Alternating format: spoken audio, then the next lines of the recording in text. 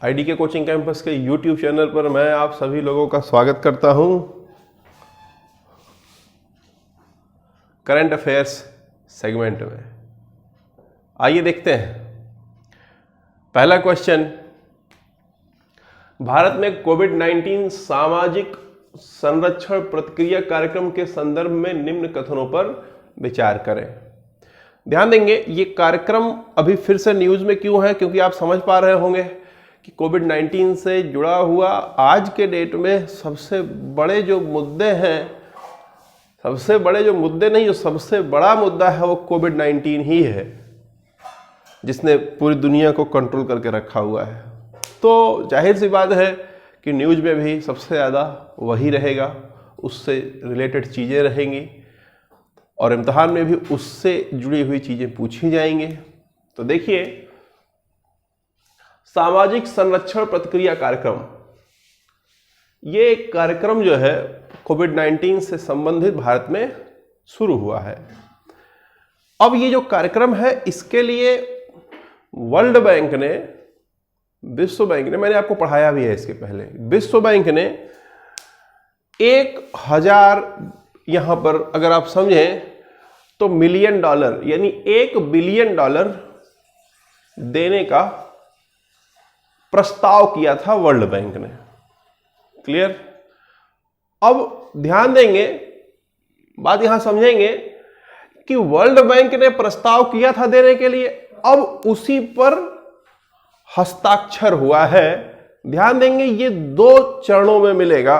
पहला 750 मिलियन मिलने के लिए हस्ताक्षर हो गया है और 250 मिलियन 2021 में मिलेगा। ठीक है, तो जो 750 मिलियन मिलने का हस्ताक्षर हुआ है भारत सरकार और वर्ल्ड बैंक के बीच में, कल तो वही न्यूज में है इसलिए। और ध्यान देंगे, ये जो कार्यक्रम है वो वित्त मंत्रालय द्वारा पूरा का पूरा पोषित किया जाएगा, मतलब वित्त मंत्रालय के निगरानी में पूरा कार्यक्रम होगा। और जो पैसा आएगा उसको, ध्यान देंगे मेरी बात, जो पहले से ही चल रहा है, प्रधानमंत्री गरीब कल्याण योजना है ना। अब गरीब कौन है ना, अब इसकी परिभाषा बड़ी खतरनाक है। गरीब कौन है? ठीक, गरीब कौन है, इसकी परिभाषा पॉवर्टी लाइन एक है, वहां से निर्धारित होती है। वो इकोनॉमी का चैप्टर है, अलग से उसमें पढ़ाऊंगा मैं आपको। तो PMGKY, प्रधानमंत्री गरीब कल्याण योजना के तहत इस पूरे कार्यक्रम को लागू किया जाएगा। और इस प्रधानमंत्री गरीब कल्याण योजना के अंतर्गत पहले से हमारे पास 2 स्कीमें हैं। एक है PDS का, जो पब्लिक डिस्ट्रीब्यूशन स्कीम है। पब्लिक डिस्ट्रीब्यूशन स्कीम मतलब आप देखिए, हर गांव में कोटा है। ठीक है, कोटे के माध्यम से जो खाद्य सामग्रियां आवश्यक होती हैं उनको सरकार उन लोगों तक पहुंचाती है जिनके पास उसकी पहुंच नहीं होती है या जो गरीब लोग होते हैं। ठीक है, तो PDS के माध्यम से, और DBT, direct benefit transfer. Direct benefit transfer का अर्थ क्या है? यहां पर डायरेक्ट अकाउंट में पैसा देना। ठीक, तो इसके DBT और PDS, इस दोनों मतलब हथियारों के माध्यम से PMGKY योजना के द्वारा ये पूरा सामाजिक संरक्षण प्रतिक्रिया कार्यक्रम चलाया जाएगा। इस पूरे का देखरेख, पूरे का निगरानी वित्त मंत्रालय के अंडर में होगा। न्यूज में क्यों है? क्योंकि $750 मिलियन हमारे पास आने वाला है। क्लियर है? उस पर हस्ताक्षर फाइनल हो गया है ना।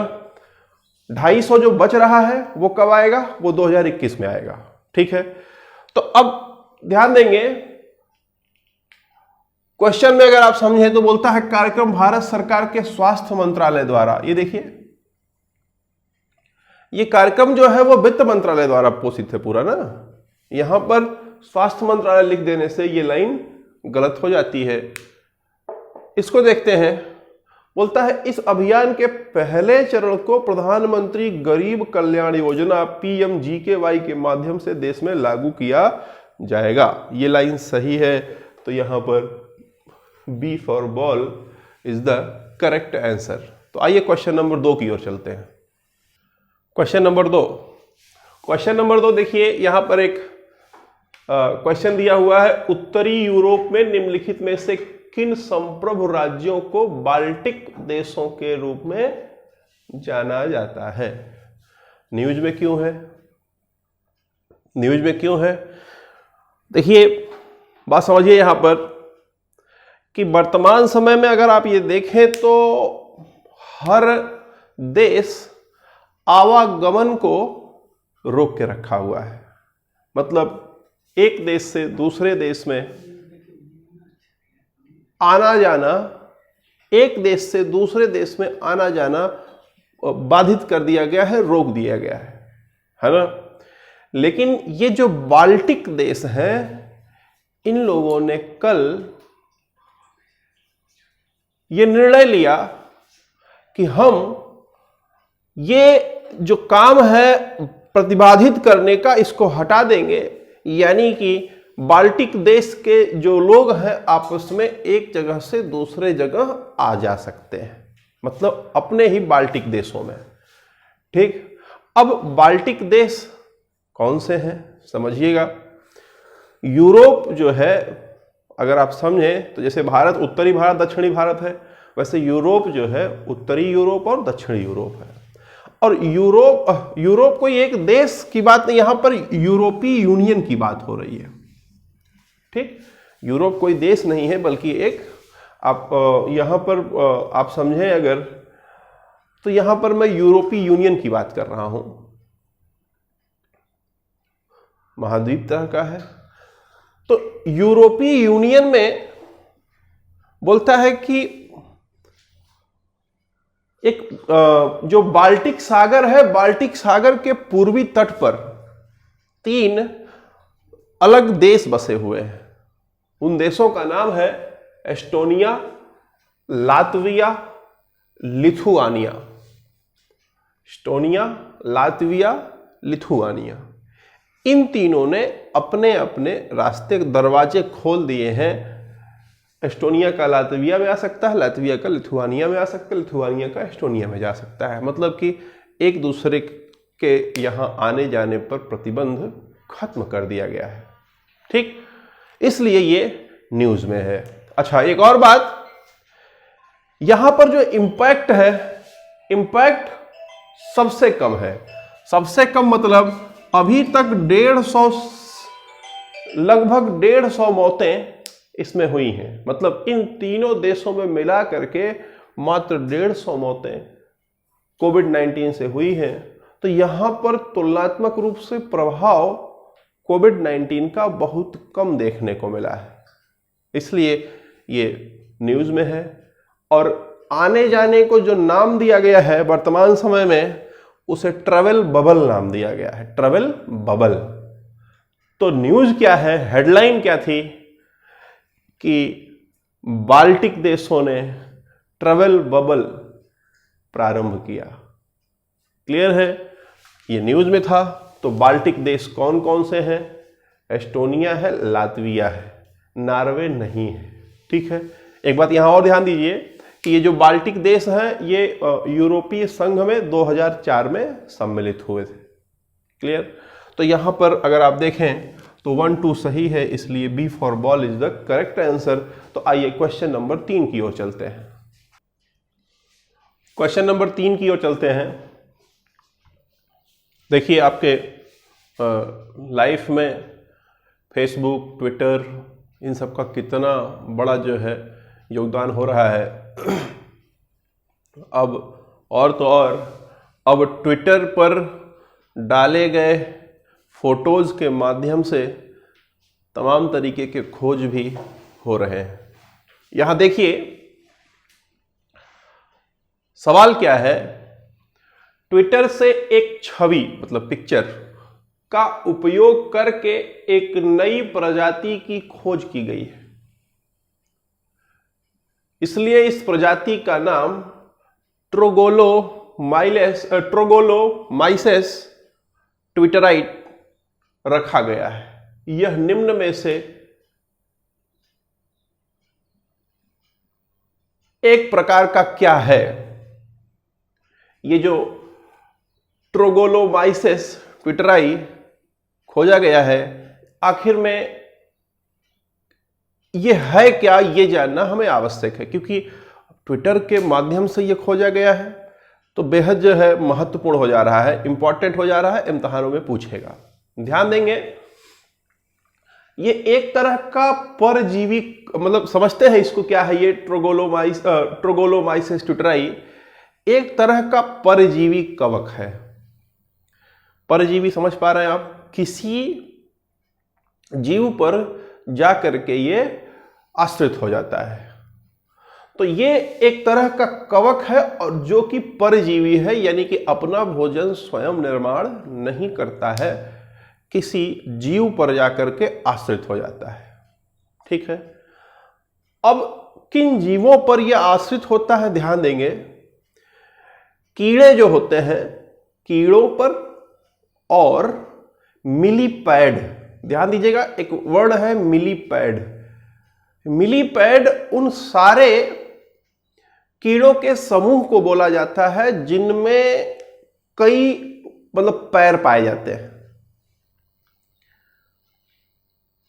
जिनके पास कई पैर हो, 4 पैर के अलावा, जैसे नॉर्मली 2 पैर 4 पैर है, 4 पैर से मतलब ज्यादा हो, 6 पैर हो, 8 पैर हो, 10 पैर हो, आप देखेंगे बहुत सारे कीड़े होते हैं उनके बहुत सारे पैर होते हैं। ठीक है, तो बोलता है कि कीड़े और स्पेशली मिलीपैड को बेहद ज्यादा ये प्रभावित करता है। ध्यान देंगे, जो कवक होता है, जो मतलब परजीवी जो कवक होते हैं, ये किसी जीव के शरीर पर 2 तरह से आक्रमण कर सकते हैं। पहला तो शरीर के बाहरी भाग पर आक्रमण करें, दूसरा ऐसा भी हो सकता है कि शरीर के अंदर आंतरिक भाग में जाकर के कहीं पर चपक जाए और वहां से जो है अपना जीवन वो चलाएं। ठीक, तो ये जो परजीवी कवक है जो खोजा गया है ट्विटर के माध्यम से, ट्रोगोलोमाइस परजीवी कवक, इसकी खास बात है कि ये बाहर चपकता है, अंदर नहीं चपकता है। और ध्यान देंगे, जो मिलीपैड है, मिलीपैड के मामले में ये और खतरनाक हो जाता है। ये मिलीपैड के प्रजनन अंगों पर, ध्यान दीजिएगा, मिलीपैड के प्रजनन अंगों पर जाकर के ये परजीवी कवक ट्रोगोलोमाइसिस जम जाता है और वहीं से जो है अपना जीवन यापन करता है। और ऐसी स्थिति में जो मिलीपैड होते हैं, यानी जो कई पैरों वाले कीड़े होते हैं, उनकी प्रजनन क्षमता जो है खत्म हो जाती है। समझ पा रहे हैं बात आप? तो इसलिए ये बड़ा जो है, अच्छा, जब किसी मतलब कि आप ये समझिए कि कोई ऐसी घटना, कोई ऐसी चीज जो बायोडायवर्सिटी, जैव विविधता को खतरे में डाले, वो बड़ी इंपॉर्टेंट हो जाती है। तो ये एक तरह से जो मिलीपैड हैं उनके संसार को खत्म करने का काम कर रही है ना। इसलिए ये न्यूज में है, इसको ध्यान रखिएगा, इंपॉर्टेंट है। एक लाइन का पूछा जाएगा, है ना, कि जैसे पूछा गया एक लाइन का ही ऐसे पूछा जाएगा। ठीक है, तो इसमें इसका जो आंसर होगा वो परजीवी कवक होगा। तो option A is the correct answer, है ना। तो बढ़ते हैं क्वेश्चन नंबर 4 की ओर। क्वेश्चन नंबर 4 की ओर देखिए। क्वेश्चन नंबर 4 बोलता है कि हाल ही में न्यूज में D6, ये महत्वपूर्ण है, 14 D614G जो देखा गया है वो क्या है। ध्यान देंगे मेरी बात, D614G जो न्यूज में है, समझते हैं क्या है। देखिए, कोई भी वायरस जो होता है उसका एक नेचुरल कैरेक्टरिस्टिक होता है, गुण होता है कि वह उत्परिवर्तित, म्यूटेट होता रहता है, उत्परिवर्तित होता रहता है। मतलब यह है कि वह अपने आनुवांशिक गुणों में बदलाव करता रहता है, एक हल्का बदलाव करता रहता है। ये उत्परिवर्तन का मतलब होता है अपने आनुवांशिक गुणों में बदलाव करते रहना। समझ पा रहे हैं? कोई भी वायरस हो ये काम करता रहता है। क्यों करता है? सस्टेन करने के लिए। जैसे आपका शरीर है, आपका शरीर कहीं ऐसे जगह जब जाता है जहां पर वो उसको अडॉप्ट नहीं करने लायक होता है, तो धीरे धीरे धीरे धीरे धीरे आपके शरीर में बदलाव आते हैं और आप उस जगह को अडॉप्ट कर लेते हो अच्छे से। ठीक, तो सेम उसी तरीके से वायरस जब किसी शरीर में जाता है, तो अगर वहां पर उसको जीवित रहने में कोई प्रॉब्लम हो रही है, तो धीरे धीरे धीरे धीरे वो उसको अडॉप्ट करता है, यानी कि अपने अंदर अपने आनुवांशिक गुणों को वो परिवर्तित कर देता है। ये वायरस का एक मूलभूत कैरेक्टरिस्टिक होता है। ठीक, अच्छा, परिवर्तन करेगा तो जरूरी नहीं कि वो और खतरनाक हो जाए। हो सकता है कि परिवर्तन हो तो और अच्छा हो जाए। कहा नहीं जा सकता कि खतरनाक होगा या और आसान और अच्छा हो जाएगा, कहा नहीं जा सकता है। ध्यान देंगे मेरी बात। ये जो कोविड-19 का जो वायरस है SARS-CoV-2, बोला जा रहा है कि ये जो है लगातार मतलब उत्परिवर्तित कर रहा है, मतलब कि अपने आनुवांशिक गुणों को ये मतलब बदलता जा रहा है, लगातार बदल रहा है। ध्यान देंगे, इसमें जो स्पाइक प्रोटीन होता है, ये जो SARS-CoV-2 जो ये वायरस है, इसमें जो स्पाइक प्रोटीन होता है, स्पाइक प्रोटीन के कारण ही ये क्राउन का रूप ले लेता है। क्राउन मतलब ताज का रूप ले लेता है, इसलिए इसे कोरोना कहा गया है। अब बोलता है कि इसमें 14 बार परिवर्तन हो चुका है। मतलब ये जो वायरस है, इस वायरस ने अपने आप को 14 बार म्यूटेट कर दिया, उत्परिवर्तित कर दिया है, अपने आनुवांशिक गुणों से अपने आनुवांशिक गुणों में बदलाव कर दिया है।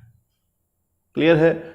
फरवरी में यूरोपियन कंट्री में देखा गया ये गुण, और वहां पर इसका बड़ा ही बुरा असर पड़ रहा है, और अब ये धीरे धीरे अन्य देशों में भी फैल रहा है। समझ पा रहे हैं बात आप? तो 14 बार जो है ये बदल चुका है, इसलिए यहां पर ये 14 वर्ड लिखा गया है। ठीक है, तो D614G मुख्य रूप से क्या है? ये SARS जो कोविड-2 है, वायरस के उत्परिवर्तन का एक विशेष स्ट्रेन है। 2019 में यह उत्परिवर्तन नहीं कर रहा था, लेकिन 2020 में आते आते जैसे पुराना होता जा रहा है, वैसे वैसे ये उत्परिवर्तन करता जा रहा है। क्लियर है? अब यह उत्परिवर्तन खतरनाक भी हो सकता है और अच्छा भी हो सकता है, कुछ भी हो सकता है, कहा नहीं जा सकता है। ठीक है, लेकिन बेसिकली ये जो D614G है, इसके लक्षण सामने आ चुके हैं और ये और खतरनाक है ना। इसमें लोगों के अंदर जो कोरोना वायरस के लक्षण दिखाई देते थे और पता चलता था कि इसका ये लक्षण है, ये सिम्टम है, तो ये कोरोना वायरस से ग्रसित है, ये बिना सिम्टम के ही आपको जो है, आप अगर आपके अंदर कोई लक्षण भी नहीं दिखेगा अगर ये है, और आप कोरोना से संक्रमित पाए जाओगे। क्लियर है? मतलब जो भी इंसान के अंदर ही आएगा, है ना। तो ये बेसिकली जो है D614G ऑप्शन ए करेक्ट। तो क्वेश्चन नंबर 5 की ओर चलते हैं। आइए बढ़ते हैं क्वेश्चन नंबर 5 की ओर। देखिए क्वेश्चन नंबर 5 में लिखा हुआ है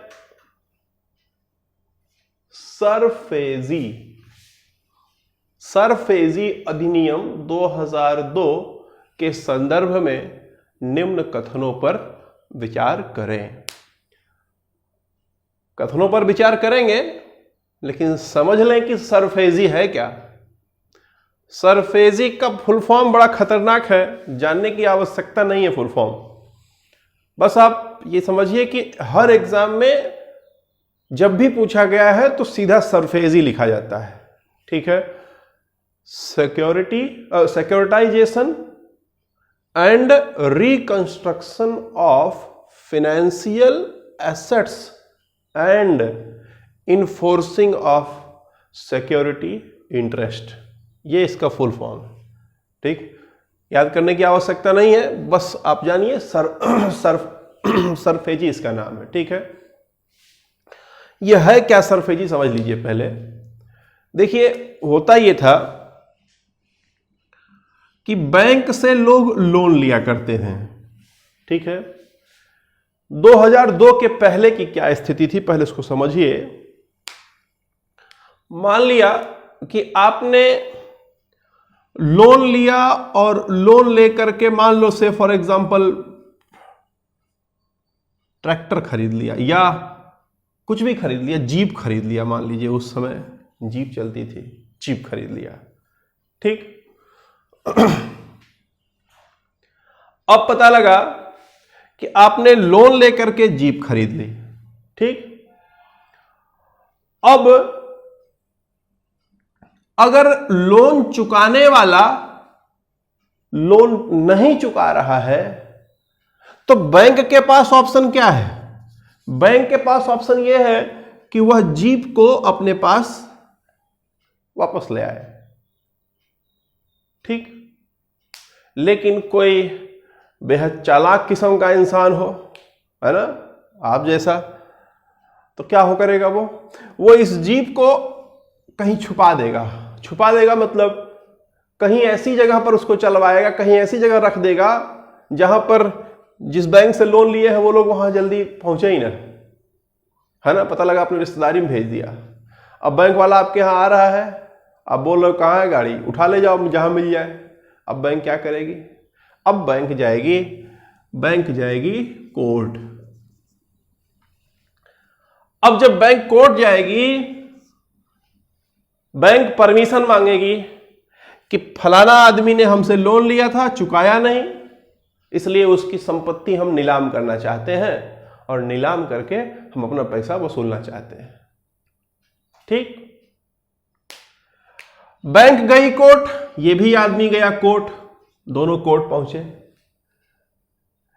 अगर इस आदमी ने प्रूफ कर दिया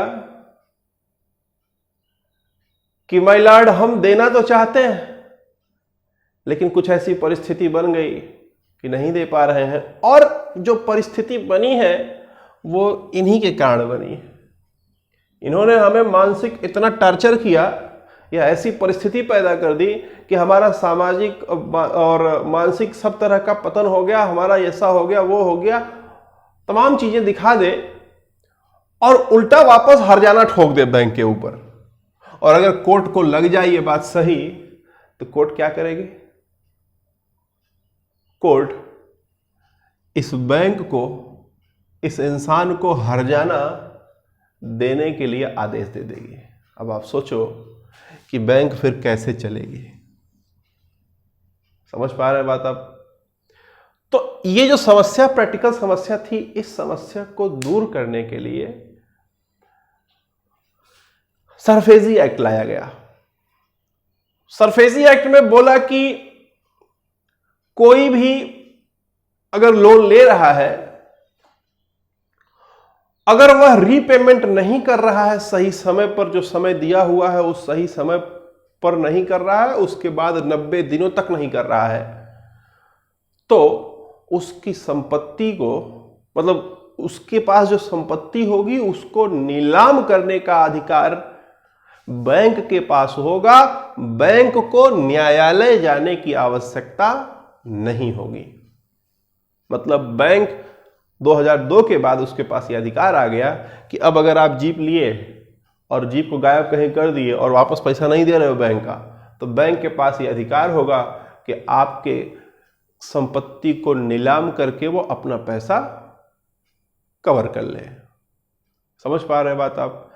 ये जो कानून है ये बेसिकली कॉमर्शियल बैंकों पर लागू हुआ था, वाणिज्यिक बैंकों पर। कल सुप्रीम कोर्ट ने एक निर्णय दिया कि देश के अंदर जितने कोऑपरेटिव बैंक हैं, सहकारी बैंक हैं, कोऑपरेटिव बैंक हैं, उसमें जो भी डिफाल्टर हो, बैंक बिना किसी अनुमति के वो सरफेजी एक्ट उन पर लागू कर सकती है। कोऑपरेटिव बैंक है वो भी अब सरफेसी एक्ट लागू कर सकती है, यानी कि वह अपना पैसा वसूल करने के लिए पैसा अपना वसूल करने के लिए उस इंसान की, उस डिफाल्टर व्यक्ति की संपत्ति को नीलाम करके पैसा अपना वसूल सकता है। क्लियर है? इसलिए ये न्यूज में है। एआरसी के तहत मतलब एसेट रिकंस्ट्रक्शन कंपनी सबसे पहली हमारे देश में है वो ARCIL है। ठीक है, तो ध्यान देंगे यहां पर सरफेसी अधिनियम बैंकों और अन्य वित्तीय संस्थानों को ऋण की वसूली के लिए आवासीय या वाणिज्यिक संपत्ति की नीलामी करने की अनुमति देता है। लाइन 1 सही है। लाइन 2, भारत की पहली संपत्ति पुनर्निर्माण company ARC asset reconstruction company कौन सी है? ARCIL है, इस अधिनियम के तहत स्थापित की गई। दोनों लाइन सही है, इसलिए C for cat is the correct answer.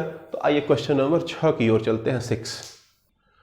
आइए बढ़ते हैं अगले क्वेश्चन 6 नंबर पर।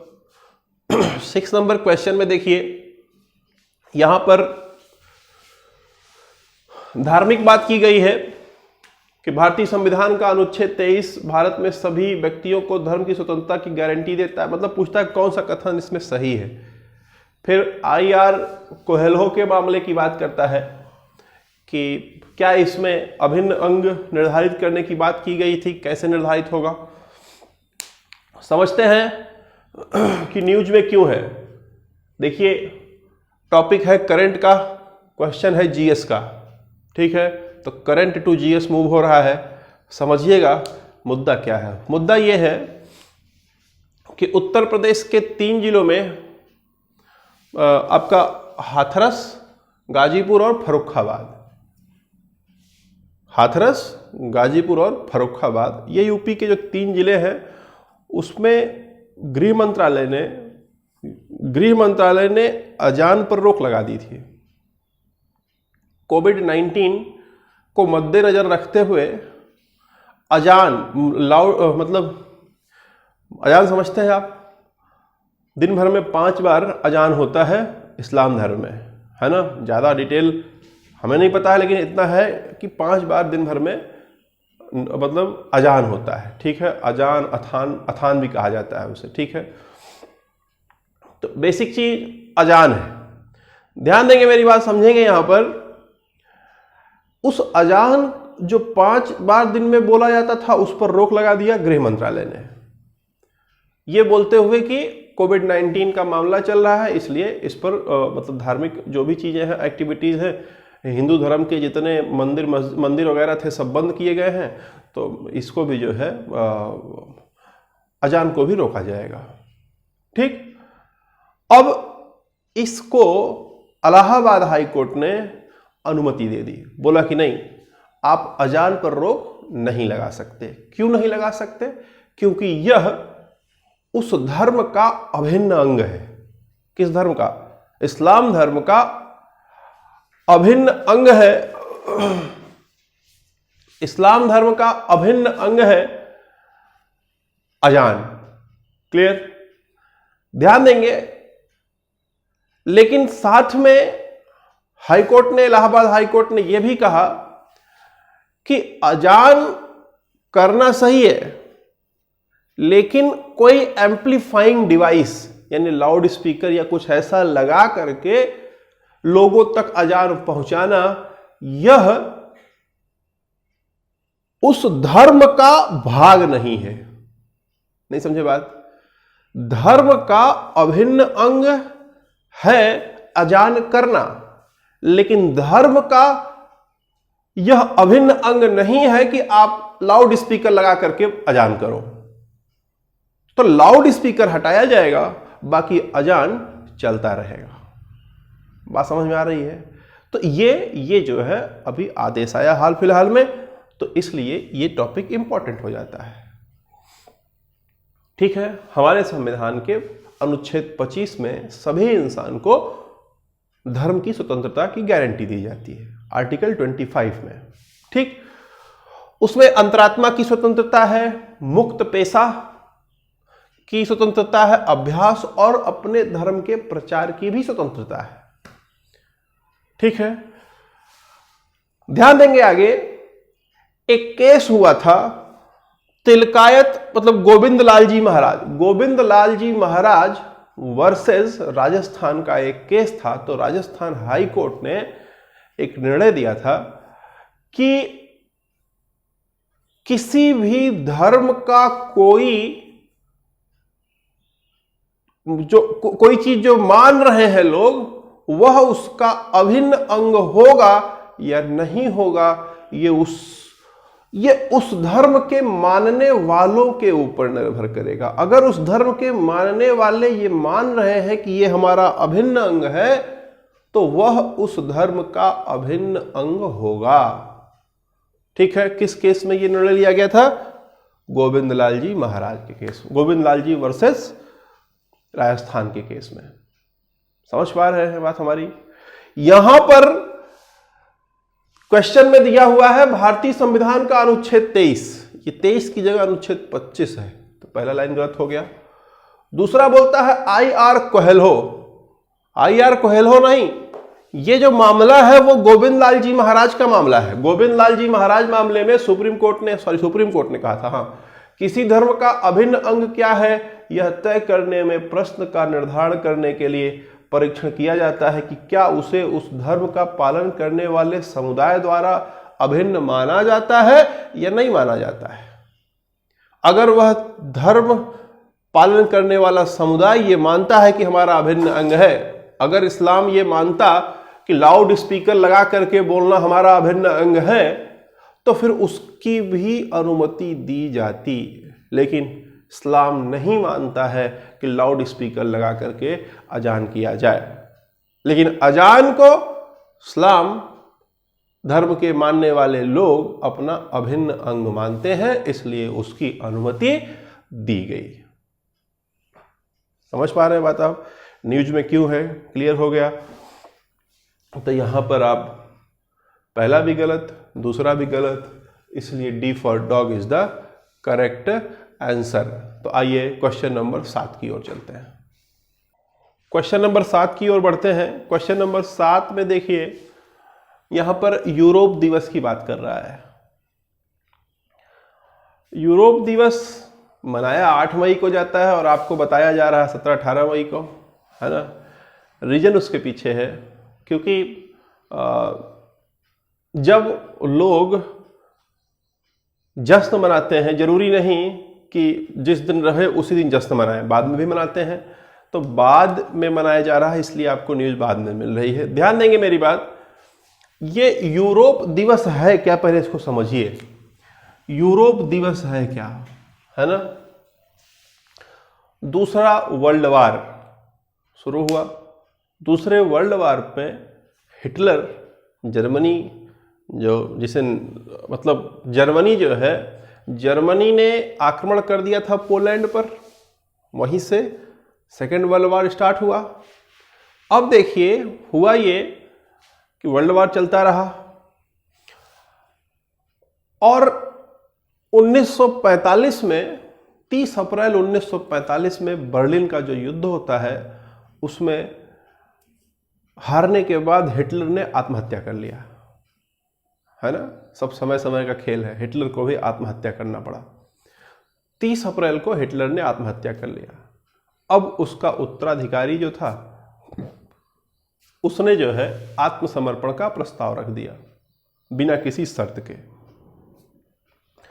तो ध्यान देंगे, अगर ये पूरी दुनिया मान लिया जाए, चूंकि विश्व युद्ध हो रहा था, पूरी दुनिया ही बोलेंगे, है ना। अगर इसको पूरी दुनिया का मानचित्र मान लिया जाए तो ये जो मध्य यूरोप है, यहां पर 23:01 पर, रात में 11:01 पर युद्ध विराम की घोषणा होती है 8 मई सन 1945 को। ठीक, अब ध्यान देंगे, रात में 11 बज रहा है, 8 मई का है यहां पर, तो इसके पूरब में जैसे जैसे बढ़ते जाएंगे समय ज्यादा हो चुका रहेगा। मतलब अगर और इधर पूरब की तरफ आएंगे तो चाहे वो रूस हो, है ना, बेलारूस हो, इन सब जगहों पर 12 बज चुका था। मतलब कि यहां पर जो 23 बज रहा है, यहां 24 बज चुका था, मतलब कि 12 बज चुका था, और यहां पर 9 मई हो चुका था। समझ पा रहे हैं? तो रूस हो, बेलारूस हो, सर्बिया हो, ये सारी कंट्रीज यूरोप दिवस 9 मई को मनाती हैं, और बाकी सारी कंट्रीज जो है वो 8 मई को मनाती हैं। ध्यान देंगे, ये विजय दिवस के रूप में मनाया जाता है। किस विजय दिवस के रूप में, किसके द्वारा मनाया जाता है? तो मुख्य रूप से जो इसमें मुख्य भागीदार है वो है यूएसए, मतलब अमेरिका, रसिया और यूरोप। अमेरिका, रसिया और यूरोप मिलकर के उस दिन को याद करते हैं, और ये उसकी 75वीं वर्षगांठ थी। ठीक है, ये उसकी 75वीं वर्षगांठ थी, और इस 75वीं वर्षगांठ के मौके पर मुख्य रूप से ये जो विजय का जश्न मनाया जाता है, उसी के संदर्भ में ये न्यूज में है। तो आप समझ पाए होंगे कि यूरोपीय विजय दिवस है क्या।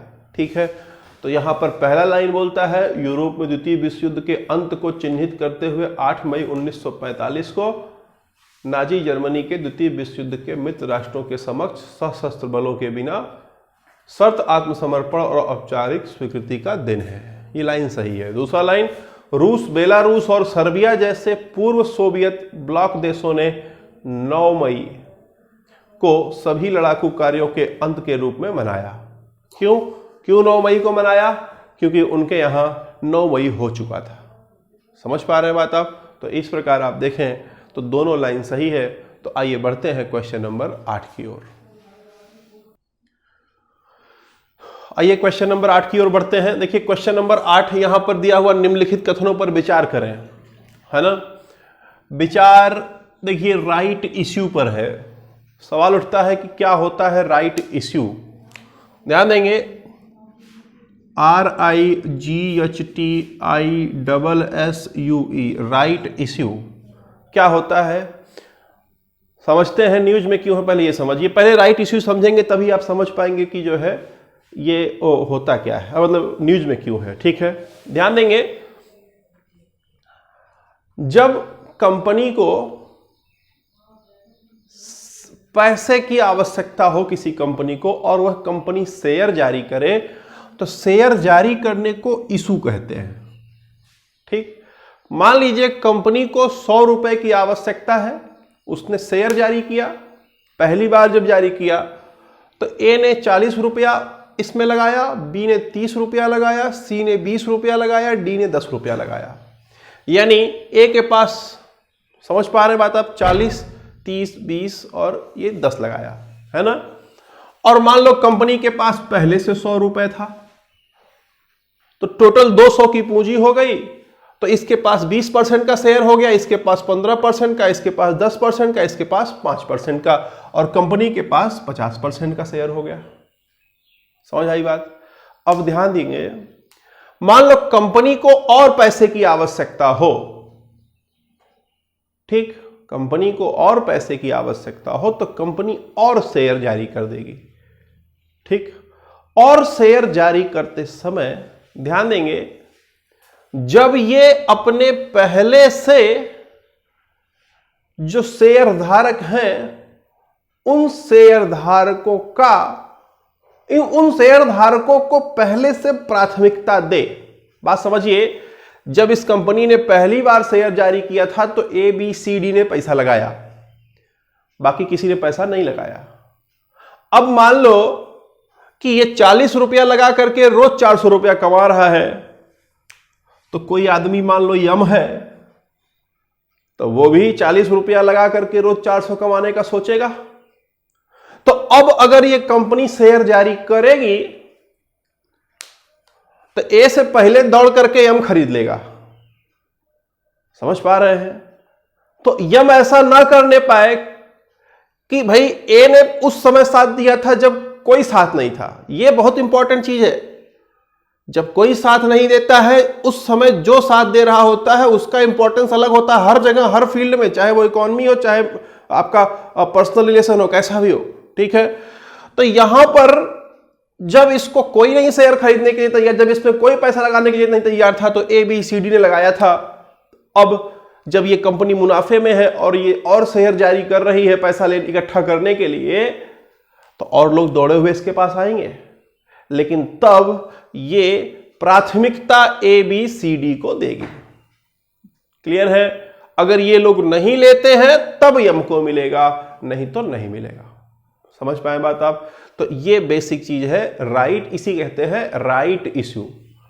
मतलब अपने पुराने शेयर धारकों को प्राथमिकता देना राइट इश्यू कहलाता है। उन्हें बाजार से कम कीमत पर शेयर देना भी राइट इश्यू का एक पार्ट होता है।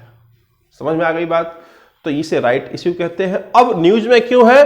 क्योंकि सुप्रीम कोर्ट ने एक निर्णय दिया है कि आपको राइट इश्यू अगर आप निर्गत करते हो तो नॉर्मली राइट इश्यू निर्गत करने के बाद डाक के माध्यम से अपने शेयर धारक को सूचना देना पड़ता है। ठीक है, डाक के माध्यम से, ये अथॉराइज्ड है। सुप्रीम कोर्ट ने बोला कि इस लॉकडाउन में आप डाक का इस्तेमाल नहीं भी करोगे तब भी आपका राइट इश्यू माना जाएगा, कोई प्रॉब्लम नहीं आएगी। ठीक है, इसलिए न्यूज में है। तो राइट इश्यू क्या होता है? बोलता है कि राइट इश्यू मौजूदा शेयर धारकों के लिए उनके मौजूदा शेयर होल्डिंगों के अनुपात के अनुसार की गई शेयरों की पेशकश होती है। ध्यान देंगे, यहां पर अनुपात नहीं होता है। अनुपात जो होता है वो बोनस शेयर में होता है ना। यहां पर अनुपात शब्द सही नहीं है। ठीक है, इसलिए ये लाइन गलत है। प्राथमिकता दी जाती है लेकिन अनुपात नहीं होता है। ठीक है, पहली लाइन गलत है। कंपनियां अक्सर बाजार मूल्य पर छूट पर राइट्स इश्यू में शेयरों की पेशकश करती हैं। बिल्कुल सही है, बाजार मूल्य से कुछ कम दाम पर भी राइट इश्यू को जो है वो पेशकश कर सकती हैं पैसा इकट्ठा करने के लिए। तो दूसरा सही है, पहला गलत है। गलती से जो मैंने पीडीएफ तैयार किया है उसमें पहले को भी सही मान लिया है, तो वो मिस्टेक है, ह्यूमन मिस्टेक है। तो यहां पर दूसरा सही होगा। क्लियर है? तो केवल 2 सही होगा, बी फॉर बॉल सही होगा। तो उम्मीद करते हैं कि आपको समझ में आया होगा, मज़ा आया होगा पढ़ने में। और अगर आपको सब कुछ बेहतर लगा कि करंट अफेयर्स इस तरीके से बेहतर ढंग से चलना चाहिए तो कमेंट करिएगा ज़रूर, और हो सके तो शेयर सब्सक्राइब भी करें। Thank you.